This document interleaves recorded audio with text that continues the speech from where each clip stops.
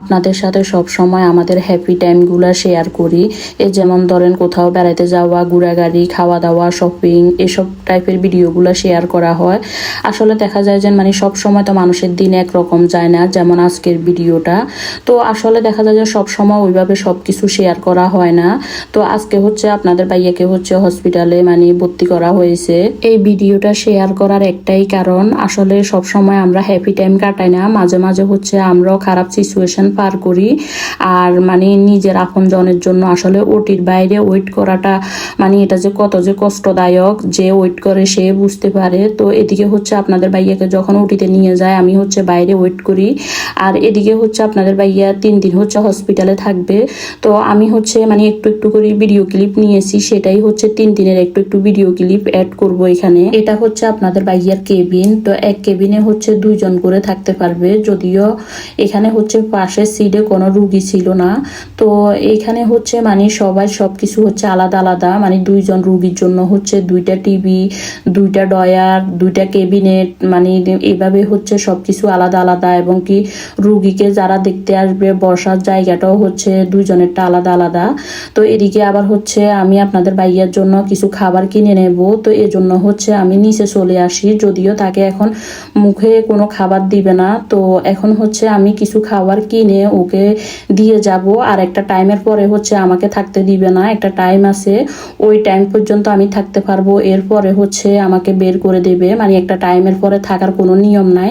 তো আমি বাসায় যাওয়ার আগে খাবারগুলো কিনে দিই। আর এটা পরের আর কি রাত্রের ভিডিও। তো এদিকে আপনাদের ভাইয়াকে হসপিটাল থেকে খাবার দে। তো এখানে ছিল একটা পানির বোতল, সাথে ছিল আলুর ভর্তা, স্যুপ এবং কি ফলের একটা ব্লেন্ডার আর কি, ফলকে ব্লেন্ডার করে দে একটা কোটা ছিল। তো এরপরে আমি বাচ্চাদের জন্য বাসায় যাওয়ার সময় চিকেন নিয়ে আনি। তো এটা পরের দিন আপনাদের ভাইয়ার জন্য হসপিটালে বিরিয়ানি রান্না করে নিয়ে যাব। তো আপনাদের ভাইয়াকে জিজ্ঞেস করলাম যে হসপিটালের খাবার তো আসলে দে ওইভাবে তো আর খেতে পারে না। তো আমি জিজ্ঞেস করলাম যে বাসা থেকে কি রান্না করে নিয়ে আসবো। তো ও বললো যে মশলা কমিয়ে একটু বিরিয়ানি রান্না করে নিয়ে আসতে।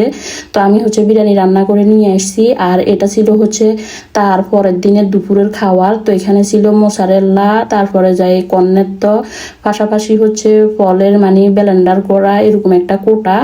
আর ছিল স্যুপ, আলুর ভর্তা, সাথে তো পানি ছিল। ওই যে বললাম আমি 3 দিনের একটু একটু ভিডিও ক্লিপ নিয়েছি। তো এই কারণে একটু এলোমেলো দেখাচ্ছে।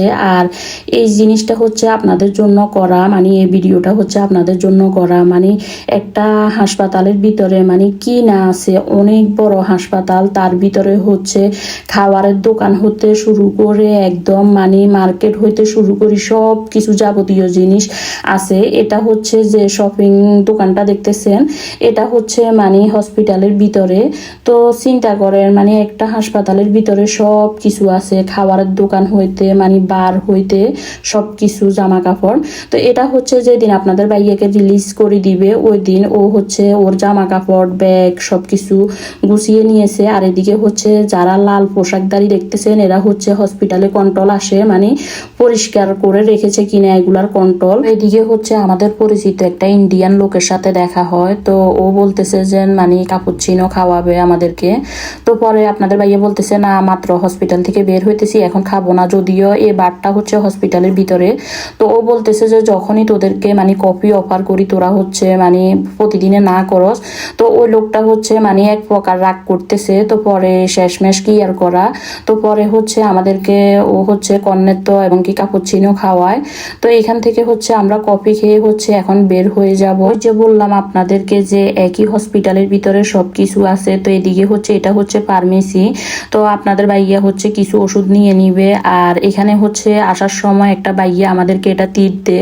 তো আজকের ভিডিওটি এখানে শেষ করতেছি। আল্লাহ হাফেজ।